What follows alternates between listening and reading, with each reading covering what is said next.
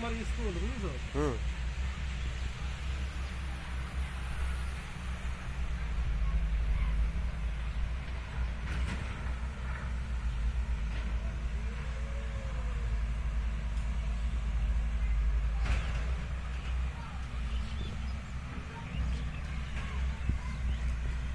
চাচা নদী তো খনন শুরু হয়ে গেছে দেখছি। হ্যাঁ, এখন আমার কিন্তু ওই জায়গায় যাওয়ার দরকার আছে যেখানে পানি থাকে। ও, ওইদিকে বান্দাল দিয়ে তারপরে পানি ছেঁকে নিচ্ছে। চলেন যাই দেখে আসি। ঠিক আছে না, পরে আবার এই জায়গায় আসবো না। ওইটি জানার দরকার। এবার তোলো। চাচা কি হিসনা খনন দেখতে আসছেন? হয়তো হিজলা খানা দেখতে আসছি। আগে আমরা এই হিজলা নদীর কাঠের থেকে ঝাঁপ মারিছি আর আমার ঘাটে যাচ্ছি জানো, সাঁতার দিয়ে। সাঁতার। গভীর কেমন ছিল তখন?